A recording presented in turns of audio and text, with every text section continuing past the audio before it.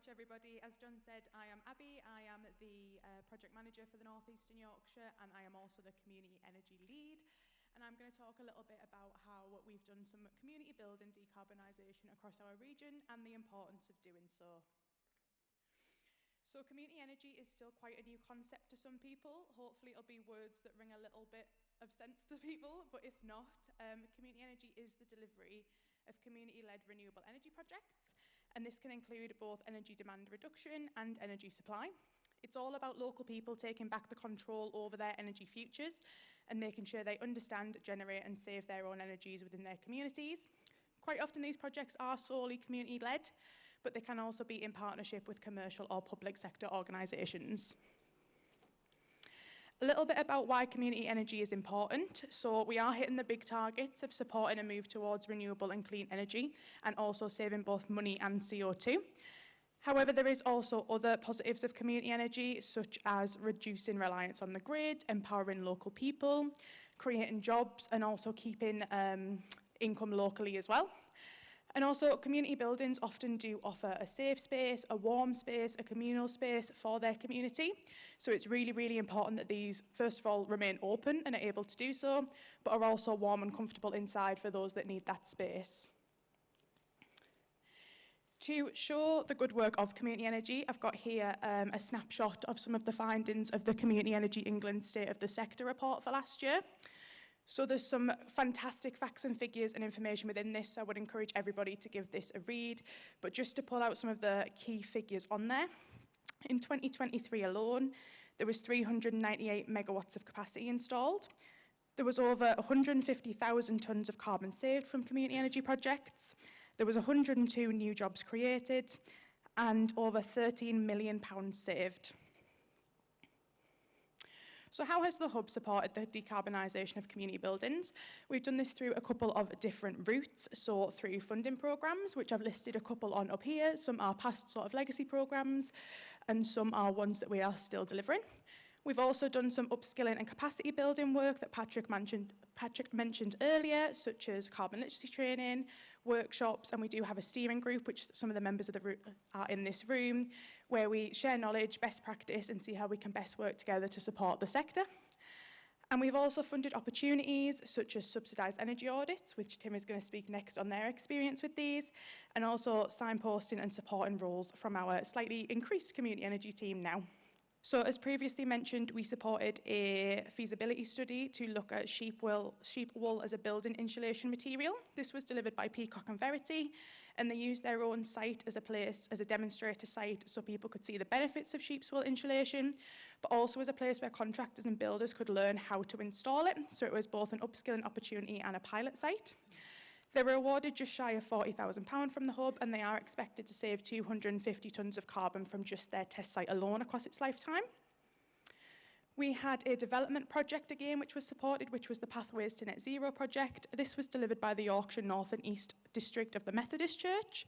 They were awarded £50,000, and they had 5 churches who had a Pathways to Net Zero plan created so they could explore the possibilities of renewable energy technologies. And they're expecting to save 46 tonnes per annum, obviously, if they're able to implement all of these measures.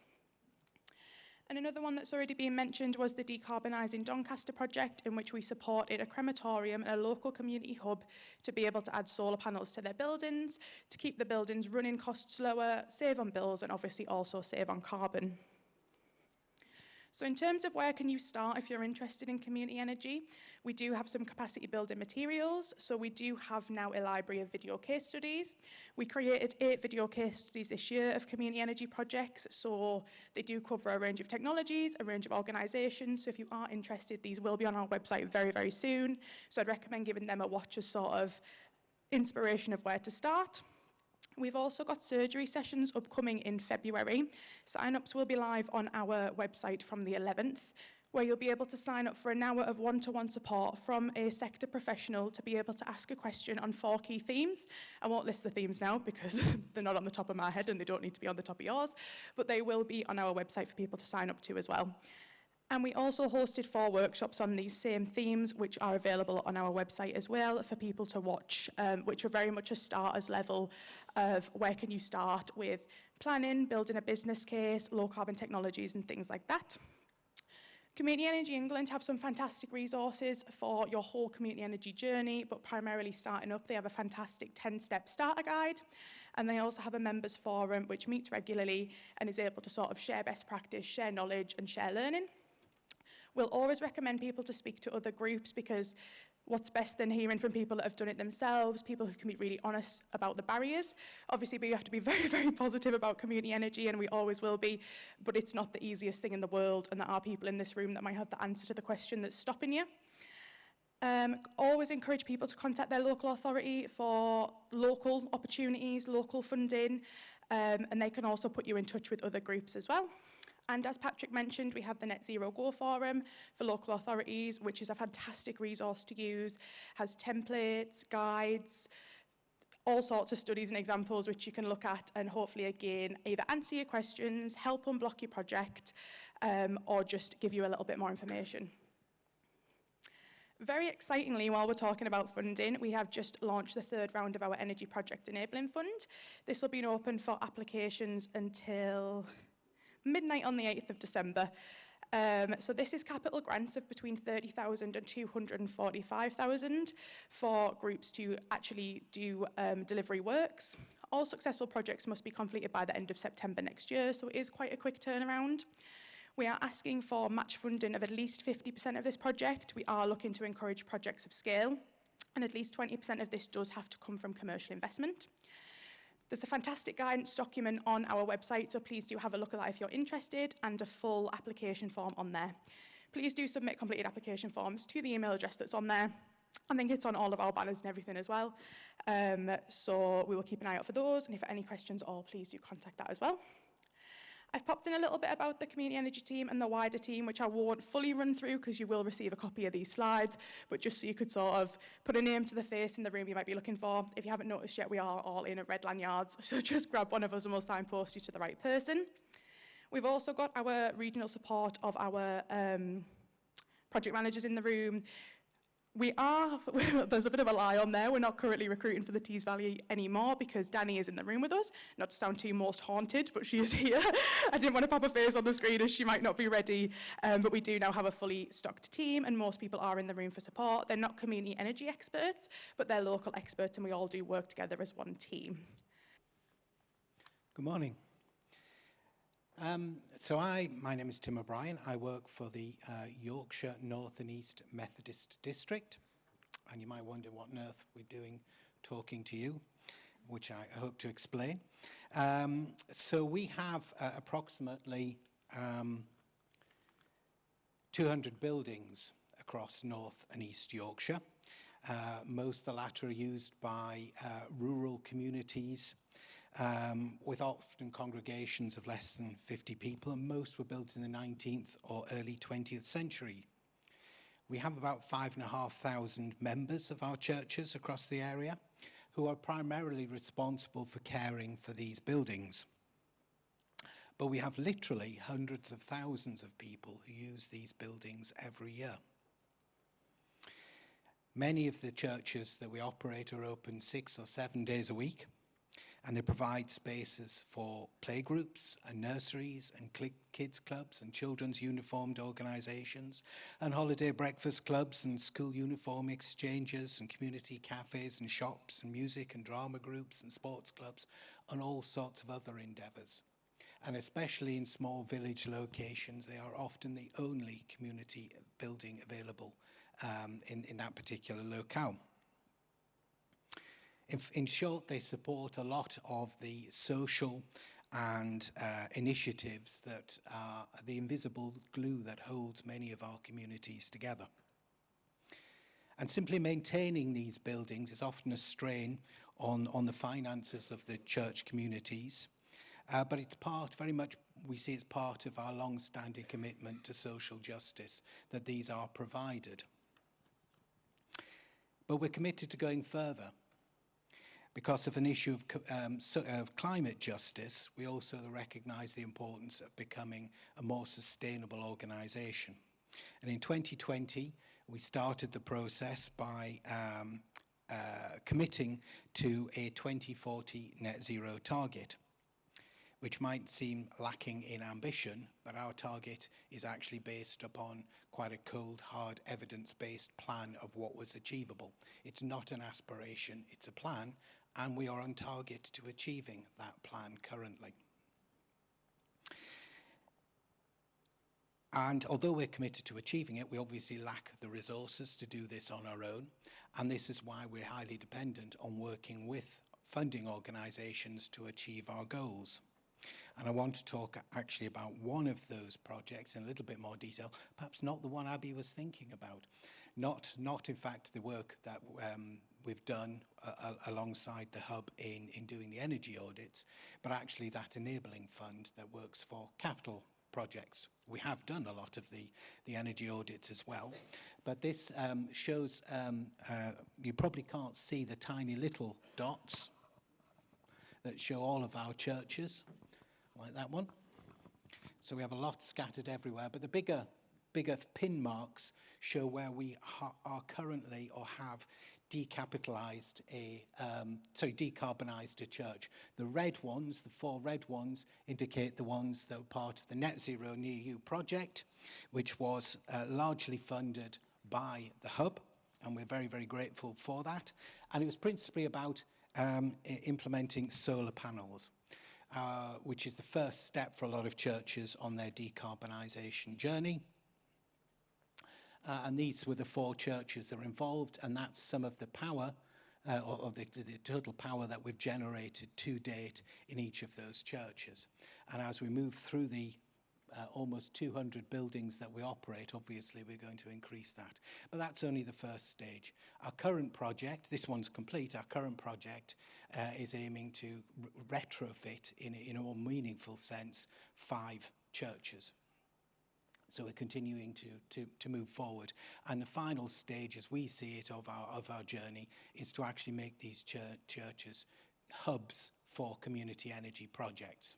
What we would like to do is not sell the excess power to the grid, but actually use it to benefit the communities in which our churches are located by forming community energy clubs and that sort of thing, and complete the circle.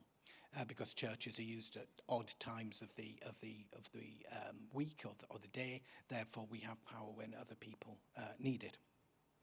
And I just wanted to mention a couple of learnings which may be of interest to people as we've been through this process now with quite a lot of our buildings. We started off by doing 2 churches one at a time, and we found there are a lot of problems with that, and we've moved to a very different model of doing groups of churches together, whereby we centralise them in projects because it's almost as much effort to apply for £5,000 as £50,000.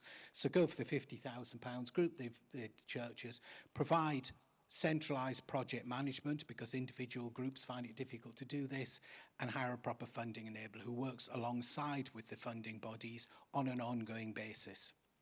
And if I were to say those are the 3 key learnings for any community organisation attempting to decarbonise, those would be them.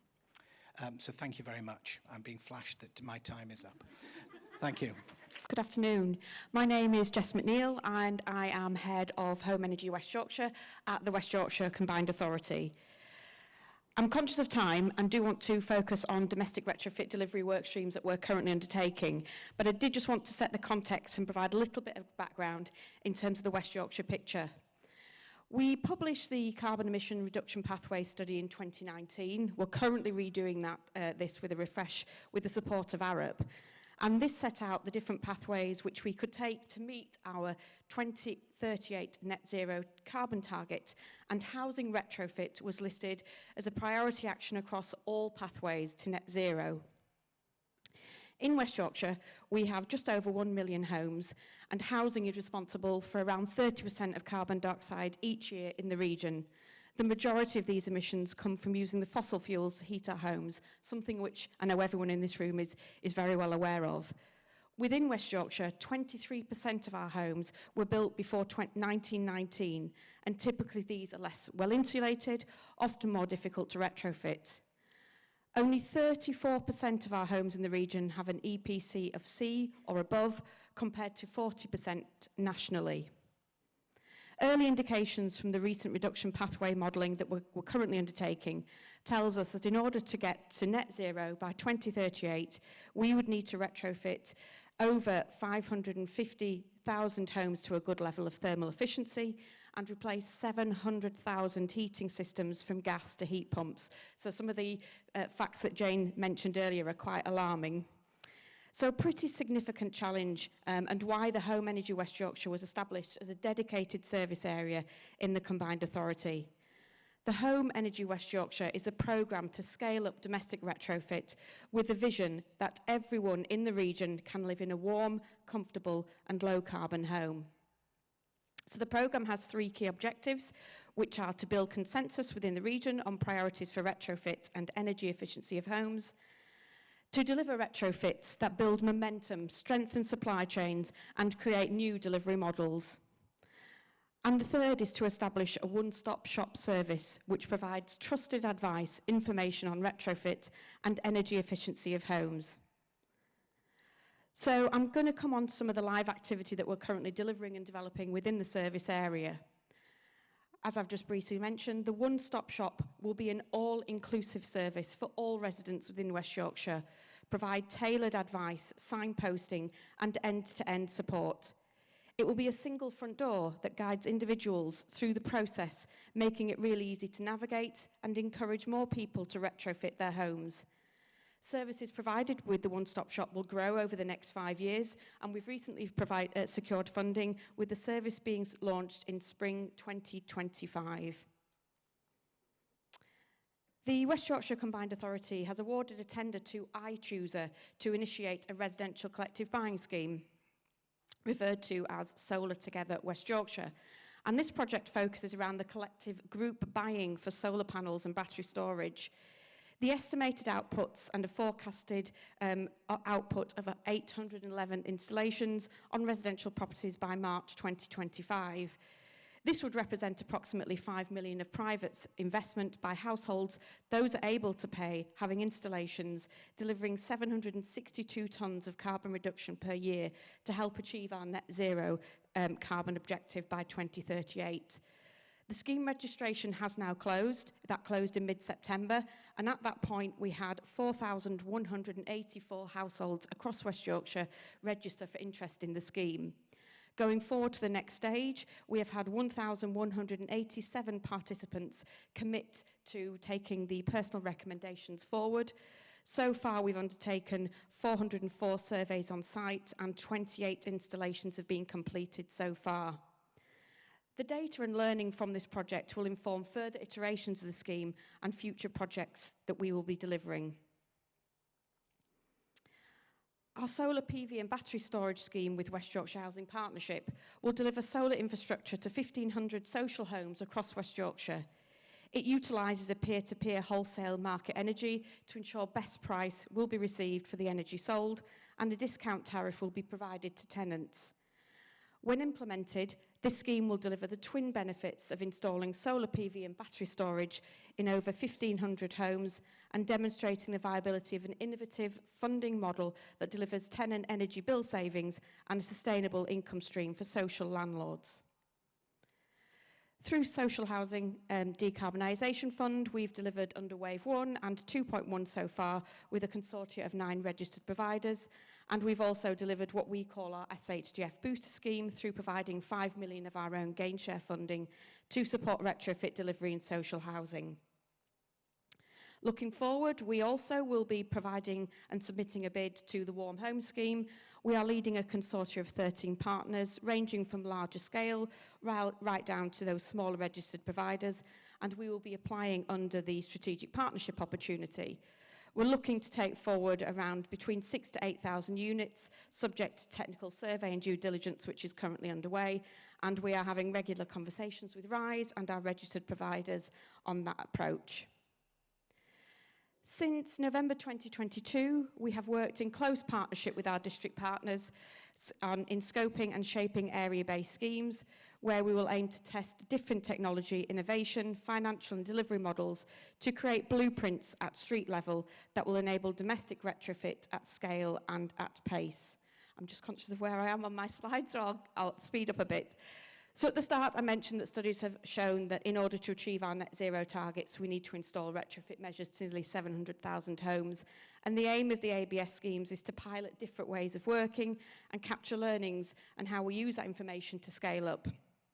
And this slide is just demonstrating the various barriers that we've been discussing on our table particularly, that we need to consider alongside the delivery to help us scale up in order to achieve our ambitions around domestic retrofit. I won't spend too long on this slide because Emma from Lendology is here, but this is just some details around our low interest loan product that we have that is still live and available to West Yorkshire residents for loans to do retrofit measures to their property. Just the final couple of slides from me. These are some of our future priorities that are upcoming, and we're currently working on our 10-year plan for Home Energy West Yorkshire, which has 7 streams total shown here. We have live activity across 3 of these areas to ensure we are able to continue with the scale, pace and momentum needed to achieve our net zero objectives. There was one other slide, but that's fine. So I'll hand over to Emma. Thank you very much.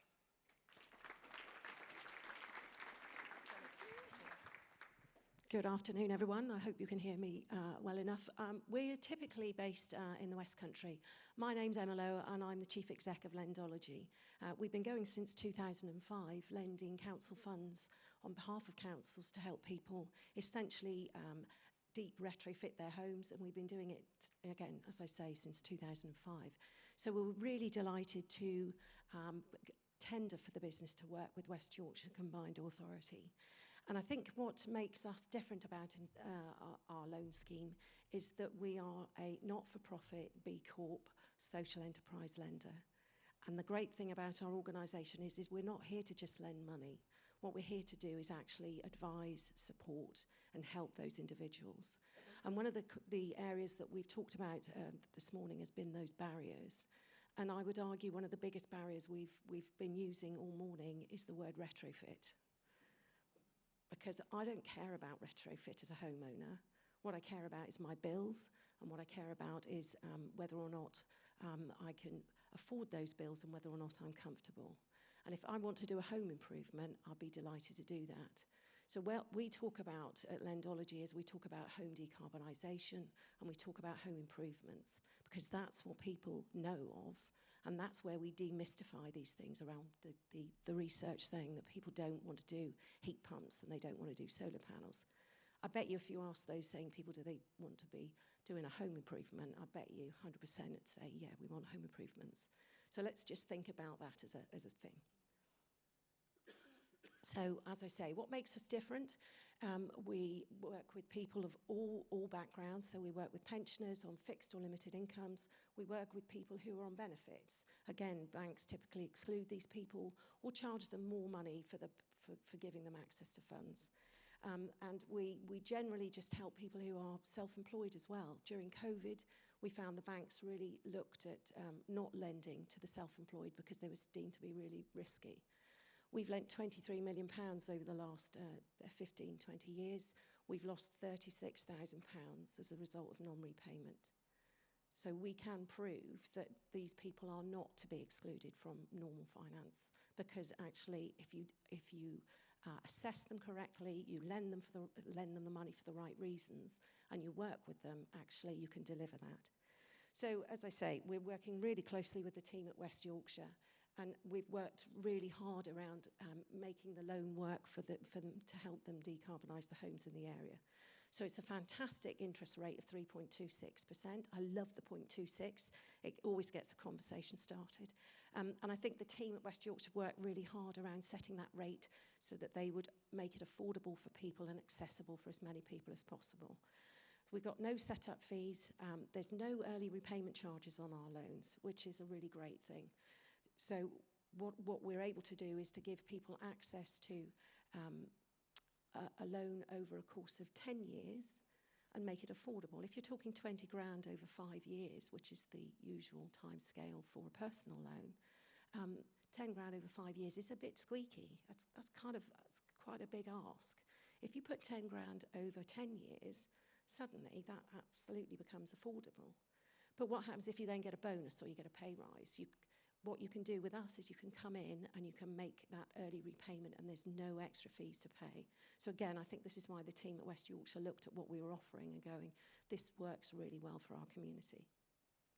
People can borrow between 5 and 25,000. I think it's 25,000, yes it is. And also, we talk to people. So again, we clearly use open banking and we use modern methods of financial assessment. We're regulated by the FCA the same as any other lender, but we talk to our customers and we will handhold those who need handholding, or we'll just bash those people through who know what they want, they've got their quotes, they know what they want to do. So it's working really well and really closely in order to understand what that person's trying to accomplish and help them through that project rather than just lending them money. And it was lovely to hear about the Community Energy Project team, because we work really closely with Community Energy, because they really do understand that community level. They've got no skin in the game to make any money out of offering their advice. They're there to offer that firm support. And I'm really excited about the setup of the one-stop shop as well in order to help people through that. So over the course of the scheme, we launched in mid-July, and we're able to support works predominantly to do with energy efficiency and retrofit measures. But you can bet your bottom dollar that somebody will come in with an inquiry for something that's not on the list. And that happened within the first sort of 2 weeks of us launching the scheme with the team. And it was someone who wanted solar panels, but didn't have a roof that was safe enough. So we said, well, we don't know whether we can cover the roof, but we will check. And thankfully, working with the team at West Yorkshire, we talked through the value of them getting the roof done and then having the solar panels put on. So again, whilst these measures are very specifically about energy efficiency and retrofit measures, we do have the capacity to support people to do the measures that they want to do. So we've had over 100 inquiries since mid-July. We've done a lot of marketing with the team from the West Yorkshire team. Our name has not been seen on any of the marketing, because who's heard of Lendology in West Yorkshire, but they have heard of the local authority. So we blend in into the background, people link in on the council website, and then they come through into our website. And we've really enjoyed working with these people. We've found that a lot of people are coming to us for solar panels at the moment, and I think that's the right thing that people are doing. They're looking at doing the measures that they feel suit them at the time, and the one thing that solar panels will give them at this point is reduction in their energy bills. What we generally see in our loan schemes is that people then choose to consider other measures. When they've got used to doing that one measure, they'll then start thinking, right, I'll do a heat pump next, right, I'll do that next. So I think this grand idea of grand retrofit is very unlikely if you're trying to live in the home and raise a family at the same time. It's going to be kind of challenging. So a lot of our customers will take 1, 2, 3 loans out with us. But we're really loving working in the area. We're very much open for talking about collaboration. We caught the tail end, our train was late, so I caught the tail end of Patrick's scheme and his speech, because it is about that large scale we need to be looking at. We need to be looking at tens of millions of pounds to lend to these people who are willing / able to pay, and we need to give them the support to do that. So thank you very much for listening, and I'll hand over to the next speaker. Thank you, Emma. Apparently, according to this, the next speaker is Lucy, from discussing retrofit in York and North Yorkshire. Thank you very much. So I'll preface this by saying that I'm zeroing in on one small aspect of all of the retrofit work that's going on in York and North Yorkshire. So yeah, we are at the moment developing a retrofit strategy. So if that's something you'd be interested in talking to me about, please grab me today. So I won't go through all of this, but just to give you a bit of an idea for those of you that aren't familiar with York and North Yorkshire, the kinds of challenges that we have, which are very similar to a lot of the areas in this room. But buildings account for 23% of our total emissions, and 2/3 of those are from domestic buildings. We have a higher than average proportion of properties not on the gas network. If you know York and North Yorkshire, you'll know that North Yorkshire is extremely rural in places, and that has its own challenges. We also have a very high proportion of pre-1919 homes as well, which again, heritage buildings, notorious for being more difficult to retrofit. We also have a higher than average proportion of detached homes relative to other places, and around 68% of homes have an EPC rating below C.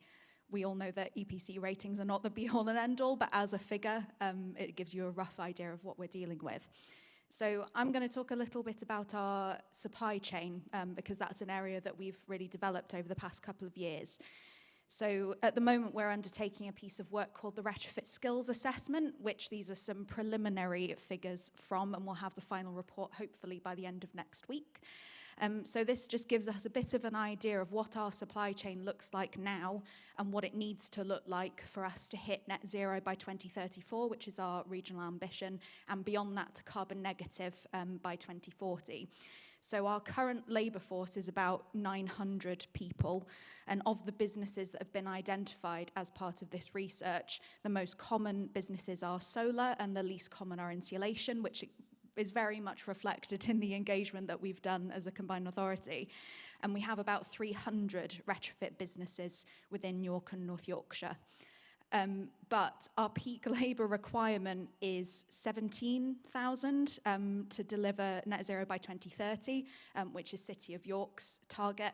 And then it would be 5,000 to deliver by 2050. We're still waiting for the 2034 figure as well. But that just gives you an idea of where we need to get to and then when we need to start dropping off from in order to hit our targets. However, there are about 25,000 potential employees in other industrial groups, so that's in wider construction, engineering, those kinds of things. So those are potential sectors that we might be able to pull from to hopefully get us up to that number. And most of the skills provision is currently centred around York. Again, not a surprise. There's also a big cluster around Harrogate and then a bit around Scarborough as well. But there's quite a bit of a gap sort of in the middle. And there's a real need to improve some softer skills as well as technical. So again, that just gives you an idea of the kind of thing that we're working with. And then this is a piece of work that we had done around what it would take to develop a one-stop shop in York and North Yorkshire. And without dwelling on it too much, this just shows you, so the red line is from 2022, and the blue is to show you what the minimum threshold would be. And as highlighted here, you can see that most of those, or a large majority of them, are to do with the supply chain. It's a real limiting factor for creating a one-stop shop. Having said that, we do have a project in York called the Retrofit One Stop Shop for York as a project, which is creating a one-stop shop, which is called Your Energy. I've put a slide at the end to show you exactly what that looks like, but it is now live. So hopefully I'll be able to share the link for that so people can have a look at it. It launched last week, so we're hoping to see lots of things come in. So Rossi has a lot of different elements that I don't have time to go into in great detail, but one of the elements that I wanted to talk to you about was the supply chain side of it. So as part of our role in the project, we've created York Retrofit Network, which essentially is lots of meetings for suppliers every 2 months so that they can all come together and hear about different elements of retrofit. The purpose of that essentially is to reach across the supply chain. It's aimed at anyone. It's not just aimed at businesses that are already in retrofit, but it's open to literally any business that might be interested in being part of the supply chain, to share knowledge and best practice, to help them understand what's going on, and also for them to become part of the one-stop shop as sort of a trusted network of suppliers, so that when people want to get their home retrofitted, there's a line of trusted suppliers that are willing to help them to try and tap into that thing that we've heard several times already today, that people are a bit apprehensive about that part of the process. So we've had 3 sessions so far. The next one is this month. So looking at just a general introduction to retrofit, a session focused on accreditation, a session focused on heritage retrofit, which, as I mentioned, is a challenge for us. Our session this month is focused on other one-stop shops and what their models are doing to talk to their supply chains and how their supply chains are involved. And then I just wanted to share a couple of the challenges that came from the people that attended the session that we had first, where we asked them for what topics they wanted to go into in these sessions. A lot of them were expected, such as consumer understanding of the journey, but some of them were less expected, I think, which was again around maybe that need for soft skills, the need for consumers to understand technology, and some of the gaps in terms of people. A lot of them were saying that a lot of people within the supply chain are very good at doing their specific thing, but don't necessarily have a good enough understanding of building physics, and therefore don't see how all the different aspects of retrofit fit together. And then I wanted to finish with some nice quotes from people about the network, so that it's interesting, engaging, and extremely useful, an excellent initiative. It needs to be talked about and celebrated. And then this very big, chunky quote, just to sort of say that they were quite nervous about coming to the first session, because they didn't really know what to expect, but that they found it very welcoming. But also that they have spoken to a lot of people from that session afterwards and started building relationships, because it turns out a lot of these businesses didn't actually know each other, which was a surprise to me. I kind of assumed that they all would, because the retrofit space feels quite small to me, but a lot of them didn't, and they're starting to build those relationships now. And then the final side is that this is the Your Energy website. So as I said, I'll share the link and it can be distributed afterwards so that you can go and have a look at it. And if anyone has any questions about it a bit more, then I'm happy to answer them. Thank you. Thank you, Lucy. Now, our last speaker before lunch is Malcolm Ramsey from the South Yorkshire Combined Authority. I will say to reiterate to those watching online, you can submit questions for the Q&A, which will happen straight after this. I will get them on my phone, so we'll see them. And then for the rest of you in the room, Harry will be running around with a microphone, gesticulating now. And we'll move over to Malcolm, and we'll have the Q&A. Thank you. I haven't got any slides for you today. I thought I'd try something different. Just speak from some notes. I feel slightly daunted in such illustrious company. In South Yorkshire, just to give you a little perspective, we just have a team of 2 in retrofit, and I'm one, and my colleague Kerry is the other. So compared to all the other combined authorities in Yorkshire, I feel just like we're newbies. We're on a big learning curve, and we've got a lot of kind of catching up to do. But the advantage of being where we are is actually we're just going to borrow all your best ideas and kind of plunder it as much as we can to make it work for us as well. So I wanted to talk to you about my project, which is Let Zero, and it doesn't take much imagination to work out what that is all about. It's about retrofit for the private rented sector. Pardon me. So I'm project manager for the Let Zero project, and the project is an Innovate UK funded scheme involving 12 project partners, ranging from academics, technical solution providers, data, also AI experts. We've got a real range of partners in there. Our 2 great universities in Sheffield are also project partners on this. Our objective is to address the difficulties, particularly within the private rented sector. And we're taking a data-driven approach to tackling this issue. And we're like all the other local combined authorities, we're also looking at developing a one-stop shop. But the one-stop shop that we have in mind is one that is going to be there to provide support specifically to private landlords and to tenants, to help them understand what retrofit is about and to help them with that sort of journey through the process. What's the innovation? Why is Innovate UK funding us? Well, we're trying to innovate at every stage in the journey. We're trying to innovate at the point of the initial assessment by giving a lot of information to the person when they engage with the service straight away. So we are already doing some work, even though the service isn't up and running yet. We're already doing a lot of work on crunching data from around the region. We have data partners who have taken a lot of EPC data for all the households in South Yorkshire. We're also zeroing in on private rented properties in particular.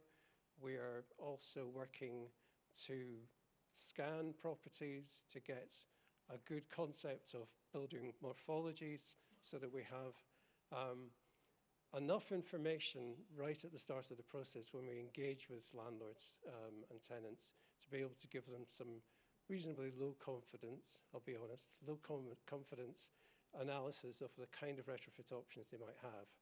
And that, hopefully, being enough to start them on the process, getting them interested in, getting them involved in the retrofit journey. The aim, really, what we're trying to do is to reduce uncertainty at each stage in the process. So that can be right at that start process. We're also trying to improve the actual work that's being done within a typical retrofit installation. So we have partners who are looking at the whole idea of moving a lot of the time taken to do the actual installation of retrofit components, moving that off-site, moving that into factory. So you will use modern methods of manufacturing to do things like cut internal wall insulation pieces to size, to fit the property. Also, we have better coordination with the heat pump installers. We have an understanding between those two different sets of suppliers about where everything fits within their various bits of the jigsaw puzzle. So that when it comes to putting it all together on site, much less time should be taken. We already have a good understanding between the different installers of how that's all going to work. Parts have been cut already, and it arrives kind of as a kit of parts. So that's sort of the technical innovation that's going on. And then the kind of main innovation, I guess, is around the development of the one-stop shop as well, understanding how to engage with landlords and tenants, because I think that's the trickiest aspect. The academic partners that we have working with us are looking at this issue. What's the best way to engage with landlords and tenants? We're in a research phase at the moment, but that's one of the things that we're going to test through the project. In fact, how to engage, how to get people onto that customer journey for retrofit. Why this has happened in South Yorkshire? Simply really because the housing directors were so keen on it, because 23%, we know 23% of the private rented sector is in fuel poverty. So it's the sector that's most affected really by fuel poverty, and we know the housing stock in South Yorkshire is particularly poor. You might have said 6 months ago this was a really impossible job.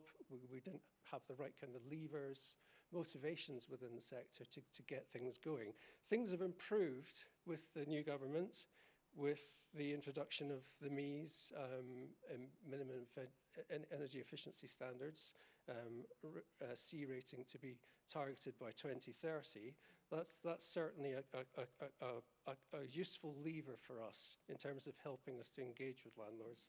Also, in terms of carrots, we've got Warm Homes Local Grant, which is, again, I think a much more generous scheme, particularly for the private rented sector. But there are difficulties as well, because there's not much time to implement it, and we've got to convince all our local authorities that we can do a better job helping them to engage with the private rented sector, that this is an opportunity not to be missed. So what we don't want to happen is see something happening similar to the kind of eco schemes. I know there's been research from Generation Rent, which has suggested that we have a kind of 1 to 5 take-up rate between the private rented sector and the owner-occupied sector for eco-grants. And amongst a population that's pretty similar in terms of fuel poverty. So we don't want to see that happening again. So we want to try as hard as we can to get that engagement with the sector and make a more level playing field for private renters. Okay.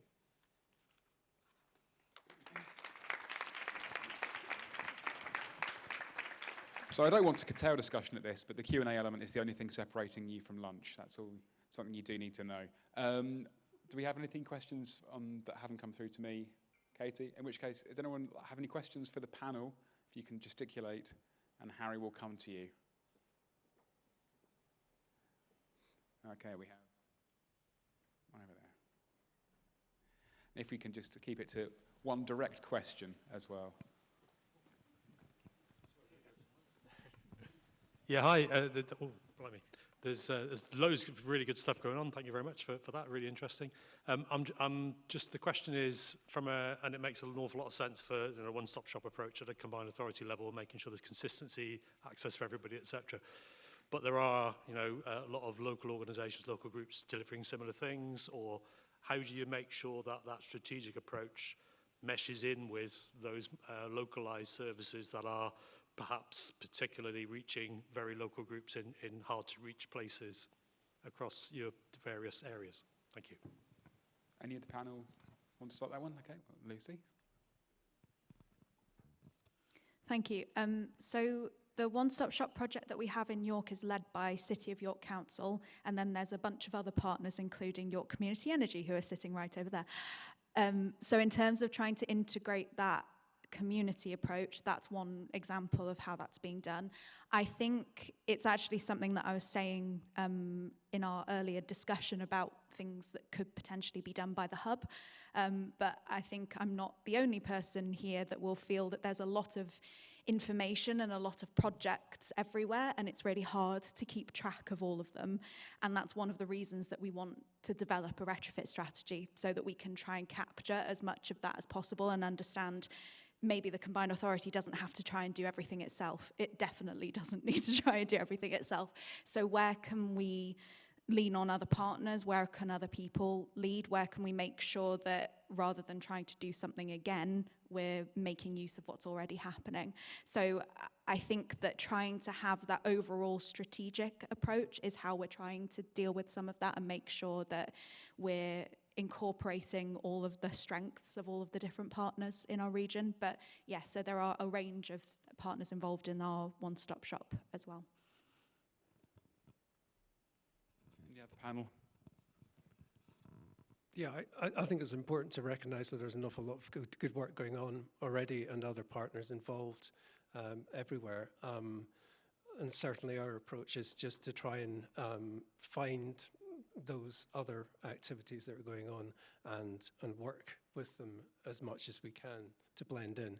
And that's a big part of what we're doing with our research that's going on within the project at the moment. But we are building customer journeys for the project, which are going to take account of all the locally available resources, all the other partners that could be involved in that. Thank you. I'm conscious of time. Just to add, we're very conscious, as we've heard today, multiple one-stop shops also. So they do need to work collaboratively, not in competition with each other. And we do have very regular conversations as combined authorities to make sure that we are working together and alongside each other. And what our one-stop shop will be over that incremental growth over the next 5 years, it will bring in all the other areas. So it's that true signposting for local authority, for local residents, so that they can get information not just on retrofit that we might be promoting, but all of those different other organisations that are available out there. So it's that true multiple signposting. But yes, I know in the conversations that we've had in developing our one-stop shop, we are very keen to make sure that we're working collaboratively with combined authorities, particularly those that we have boundaries with, in order that there's clarity for residents, not confusion, because there's so much information out there and we're very conscious of that. Thank you to the panel there. We had something Lizzie signalled. Does anyone else have any question before we let Hub team members speak? Right, Lizzie. Thanks very much. Lizzie Lund from the North Eastern Yorkshire Net Zero Hub and the North Eastern Yorkshire, North East Combined Authority. So during the discussion, we had a good conversation about private ownership and how we incentivise private owners to implement energy efficiency measures, and the reluctance of some people because they may not be living in that property for very long. And how do we tackle that issue? And I just wondered if the panel had any views on that, particularly lendology around. You may have people that aren't necessarily going to be in that property for very long. How do you incentivize them to take out a loan, and how do you communicate the benefits to potential potential buyers? How about that? That's working. Sorry. It's a really good question, and I think there's a lot that we can do with the support of local estate agents around getting people to appreciate the value of their property increasing as a consequence of them undertaking retrofit measures. And I think we go back to the challenge of the value of EPCs at the moment, that they're valuable to a degree. And I think there's some work that we need to do on reform of EPCs in order to encourage people that when they're looking at buying a property, that they're looking at the whole house and they're looking at everything that's been done. So I think there's a significant amount of strategic nudge marketing theory that we need. We have so many different stories going around about this isn't going to be worth it. I need 20-year payback on, 20-year payback on solar panels or a heat pump. Why am I doing it? When did anyone ever put a 20-year payback on putting in a new kitchen? Why are we caught up with this? It has to have a payback. What we're offering people is the ability to live in a property that's cheaper to heat, it's thermal comfort, they're not ruining the planet, and actually they're adding value to their property. So I think it's incumbent upon all of us to just start with those messages around this is about you living in a better environment whilst you're living in that property. And not every addition that you make to the property is going to have an intrinsic value, but this one, I believe, is going to start showing as more and more people retrofit, and more people, we have mortgage rates potentially going down again, we'll see people moving a bit more. I think we're going to see people going, do you know, that place has been retrofitted, I'm prepared to pay an extra amount of money for that. I think the real challenge is in the private rented sector, where that is such a tough nut to crack as to who's going to get the value out of doing what, when and where. But privately owned, we just need to get a grip and go, come on, this is about you living in the property you want to live in and not paying such high bills. What's not to like? Just a side issue, but it's in relation to the messaging and the narrative that we give, and we haven't, I don't think, mentioned it so far. It's about people's health and well-being in a warmer, low-carbon home. We're starting some work with our NHS local officers around the benefits of promoting that and how we get those messages out into doctor surgeries, community groups. I mean, that we are widening the net, around those benefits, in that yes, predominantly it is a physical change that then creates an energy saving and a retrofit, but what does that mean in terms of people's health and well-being? We've had some really interesting examples that have come through Lendology around how it has benefited people's way of life, and it's those case studies and those messages that I think if we promote more, it's those hooks that we need to start to increase.